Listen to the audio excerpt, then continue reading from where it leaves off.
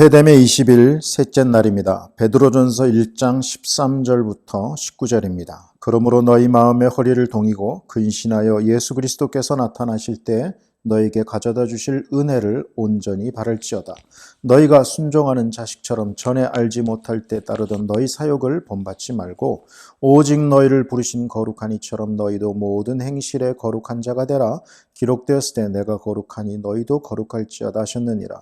외모로 보시지 않고 각 사람의 행위대로 판단하신 이를 너희가 아버지라 부른즉 그런즉 너희가 나그네로 있을 때 두려움으로 지내라.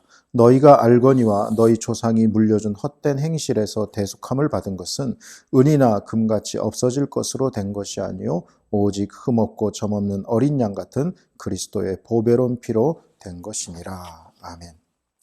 구원은 실로 풍성합니다. 단순히 죄 용서받고 의롭다함을 여김받는 것 그 이상입니다. 베드로는 구원을 이동으로 설명합니다. 구약에서 출애굽한 이스라엘 백성들이 애굽에서 나와 약속의 땅 가나안 땅으로 이동하였던 것처럼 가는 것처럼 이동하는 것입니다. 다른 점이 있다면 이제는 세상의 어느 한 장소에서 다른 장소로 이동하는 것이 아니라 이 세상을 지나 저 영원한 하늘에 있는 썩지 않고 더럽지 않고 쇠하지 않는 영원한 하나님의 나라로 이동해 들어가는 것입니다. 그래서 골로새서 1장 13절에 그가 우리를 흑암의 권세에서 건져내서 흑암의 권세가 다스리고 있는 이 세상에서 건져내사 그의 사랑의 아들의 나라로 옮기셨다. 구원은 이동이다 라고 얘기합니다. 이것이 구원이고 이것이 지금 우리가 걷고 있는 구원의 길입니다. 그러므로 베드로가 가르치고 있는 이 구원에 대해서 가장 역행하는 개념,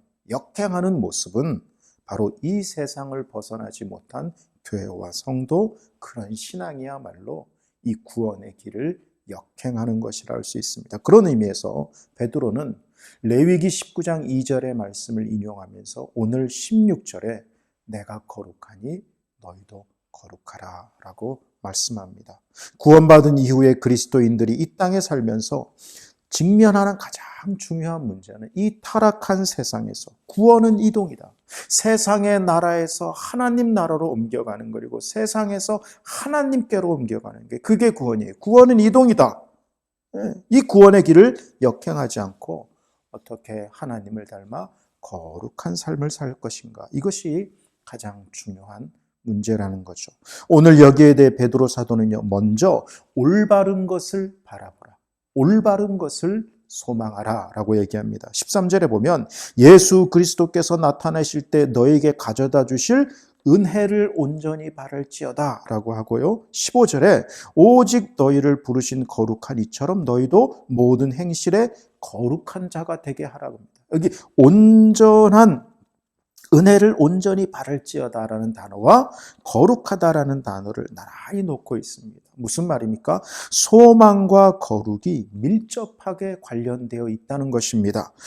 이 타락한 세상에서 어떻게 우리가 구원의 길을 가고 어떻게 거룩할 수 있습니까? 그것은 이 세상에서 온전하고 올바른 것을 소망하고 하나님 나라를 소망하고 바라보는 것입니다. 다시 말해 우리가 올바른 소망을 가질 때 이 땅에서 정결하게 살 수 있습니다. 그런데 안타깝게도 예수 그리스도께서 나타나실 때 너에게 가져다 주실 은혜를 온전히 바라는 그 하나님 나라에 대한 살아있는 소망은요, 오늘 현세에 복받고 잘 사는 것이 목적인 신자들에게는 매우 낯선 개념이라고 하는 것입니다. 그래서 역으로 이 코로나19 가운데 회복되어야 될 신앙이 있다면 바로 이러한 신앙이라고 할 수 있습니다.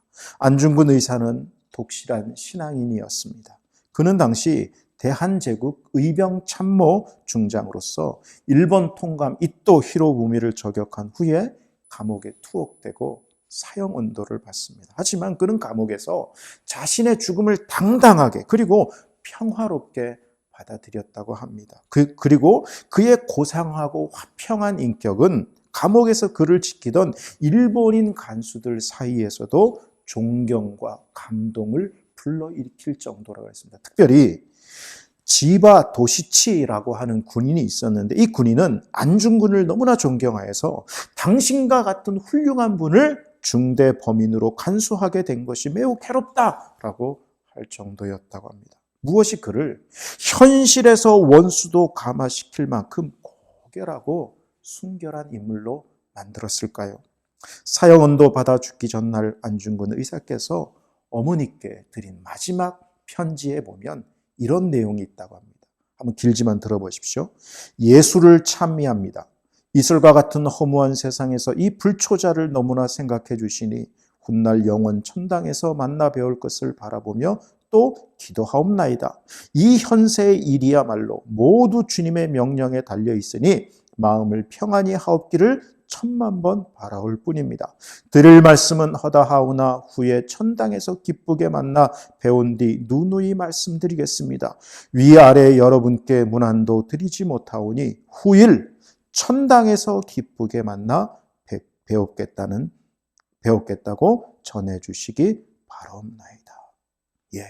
그는 예수 그리스도께서 나타나실 때 너에게 가져다 주실 은혜, 곧 하나님의 나라를 온전히 소망하였고 그 하나님 나라의 권세, 그 하나님 나라, 그 내세에 대한 살아있는 소망이 그로 하여금 이런 애국지사의 삶을 살게 했다는 거죠.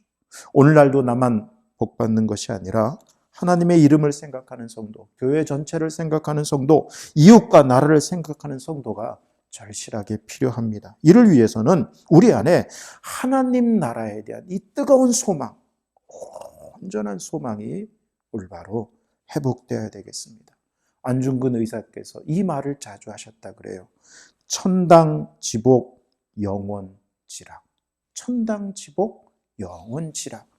천국의 복은 영원한 즐거움이다. 우리 모두의 고백이 될 수 있기를 소망합니다. 올바른 것을 소망할 때 여러분 우리는 올바른 목표를 가질 수 있습니다. 여러분의 목표는 무엇입니까? 오늘 14절에 너희가 순종하는 자식처럼 전에 알지 못하던 때에 따르던 너희 사욕을 본받지 말라라고 그랬습니다. 구원은 이동입니다. 그래서 다시 사욕을 따르는 옛삶, 옛날로 우리가 돌아갈 수 없어요. 하나님의 거룩하심을 우리가 닮아야 합니다. 어떻게 해야 그럴 수 있습니까? 너희가 순종하는 자식처럼 순종하는 자녀가 되겠다라고 하는 목표가, 순종의 자녀가 되겠다는 목표가 있어야 된다는 것입니다. 자녀의 특성은 본받음입니다.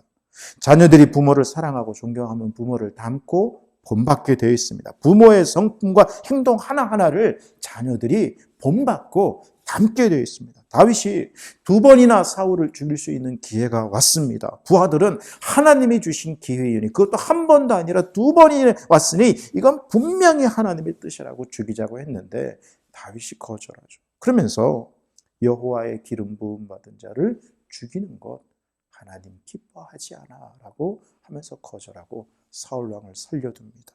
다윗이 중요한 선택의 순간에 하나님을 기준으로 삼았다는 겁니다. 거룩한 하나님의 성품을 본받으려고 했다는 거죠. 그럴 때 다윗은 거룩한 자가 될 수 있었고 하나님께서 그를 향하여 너는 내 마음에 합한 자라. 무슨 말입니까? 너는 내 자녀가 맞다. 내 아들이 맞다라고 그를 인정해 주신 것입니다. 구원의 길을 역행하지 않기 위해서 우리는 두려움 가운데 행하여야 한다고. 두려움을 회복해야 된다고 얘기합니다. 17절에 외모로 보시지 않고 각 사람의 행위대로 심판하는 신이 이를 너희가 아버지라 부른 즉 너희가 나그네로 있을 때를 두려움으로 지내라 합니다. 현대인들은 두려움이란 단어를 좋아하지 않습니다. 사랑, 은혜, 용납, 용서, 긍휼, 자비와 같은 단어들을 더 좋아합니다. 그러나 세상 풍조가 그러하다 할지라도 그리스도인들은 그럴 수 없어요. 왜냐하면 반쪽짜리 진리만 고집한다면 우리의 삶도, 우리의 신앙도 절반의 신앙밖에 될 수 없기 때문입니다. 옛날 어른들이 압이 없는 자식이란 말을 많이 했습니다. 오해 없이 들으십시오. 물론 이 말은 문자적으로 아버지 없이 자랐다라는 뜻이기도 하지만 그 속뜻은요, 가정에서 어릴 때부터 두려워하는 사람 없이, 버릇 없이 자랐다라고 하는 그런 뜻입니다. 신앙도 마찬가지예요. 우리 하나님은 사랑의 하나님이기도 하지만 오늘 성경의 표현처럼 사람을 외모로 보지 않고 각 사람의 행위대로, 그가 살아온 삶대로 심판하시는 분이에요. 그래서 공평한 것입니다. 그래서 하나님의 자녀, 당신의 자녀를 이 땅에 있을 때 때로는 징계하기도 하시고 채찍을 들게 하기도 하시고, 그리고 하나님을 기쁘시게 했을 때 하나님께서 복을 주시기도 하는 거예요. 우리가 이 하나님을요, 두려워할 수 있어야 합니다. 이 두려움은 혼날까 봐 벌벌 뜨는 그런 두려움이 아닙니다. 하나님께서 나를 구원하신 그 놀라운 구원의 가치를 아는 자, 그 구원의 가치를 제대로 아는 자가 가질 수 있는 거룩한 두려움입니다. 18, 19절입니다. 너희가 알거니와 너희 조상이 물려준 헛된 행실에서 대속함을 받은 것은 은이나 금같이 없어질 것으로 된 것이 아니요 오직 흠없고 점없는 어린 양 같은 그리스도의 보배로운 피로 된 것이니라. 예수 그리스도의 보배로운 피로 우리의 죄로 오염된 양심이 깨끗하게 되었고, 예수 그리스도의 보배로운 피 때문에 우리가 예배와 기도로 하나님 앞에 담대하게 나아갈 수 있게 되었고, 만일 우리가 우리 죄를 자백하면 저는 미쁘시고 의로사 우리의 모든 죄를 용서하실 뿐만 아니라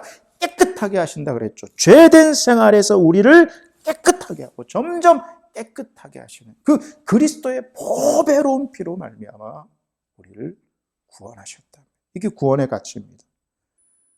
하나님을 경외하는 삶은 그분이 심판하신다는 사실을 인식하는 것에서만 근거한 것이 아니라 하나님께서 성도들을 위해 행하신 그 구원에 대한 깊은 감사와 놀라움에 근거하고 있다는 거죠. 그래서 베드로는 오늘 우리에게 이미 가르친 그들의 구원의 가치를 다시 상기시키는 것입니다.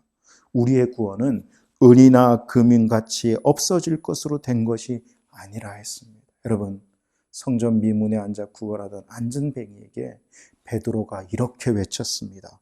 베드로가 이르되 은과 금은 내게 없거니와 내게 있는 것을 내게 주노니 나사렛 예수의 이름으로 일어나 걸으라. 기억하시죠? 그때 그 안전뱅이가 일어나고 기뻐 뛰며 찬미하며 성전에 들어가 하나님께서 자기에게 행하신 일을 증거하지 않습니까? 여러분, 구원의 가치, 이 놀라운 구원의 가치를 자주자주 묵상하십시오. 왜 작은 이익과 돈 몇 푼에 함부로 신앙의 양심을 팝니까?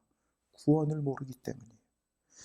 왜 교회 봉사하다가 작은 말 한마디에 상처받습니까? 성도들이 불화합니까? 구원을 잘 모르기 때문입니다. 구원은 기초가 아니라 전부입니다. 그래서 이 구원의 가치를 알면 우리의 삶, 우리의 모든 것이 달라집니다. 이 영원한 구원의 복을 받아 하나님이 주시는 것을 올바로 소망하면서 구원은 이동이다. 기억하십시오. 구원은 이동입니다. 이 구원의 길을 올바로 걸어가는 저와 우리 모두, 우리 세움교회가 되기를 주님의 이름으로 축원합니다. 사랑의 주님, 우리를 죄와 사망의 나라에서 건져 사랑의 아들의 나라로 옮겨주셨는데 여전히 우리는 양다리를 걸치거나 아니면 이 길을 오히려 역행하며 살고 있지는 않은지요. 하나님, 우리를 불쌍히 여겨 주시옵소서. 올바른 것을 소망하게 하여 주옵소서. 안중근 의사께서 살아간 그 길처럼 하나님 나라를 소망하며 무엇이 정말 이 나라의 민족, 또 우리의 이웃, 우리 가족의 소망이 되고 기쁨이 될 것인가. 하나님, 우리 이렇게 생각하면서 하나님, 주님 가신 그 길을 기쁨으로 걸어가게 하여 주옵소서. 우리에게 주신 이 놀라운 구원의 가치를 우리가 자주 깊이 묵상하기를 원합니다. 이 구원이 우리에게 전부가 되지 못하기에 오늘도 흔들리며 주저앉고 있는 것 아니겠습니까? 다시 한번 이 구원의 가치가 우리 안에 온전히 회복되어 영원한 것을 소망하며 그 복된 길을 걸어가는, 구원은 이동이다. 제대로 그 구원의 길을 걸어가는 우리 모두가 되길 소망하오며 예수님의 이름으로 기도합니다. 아멘.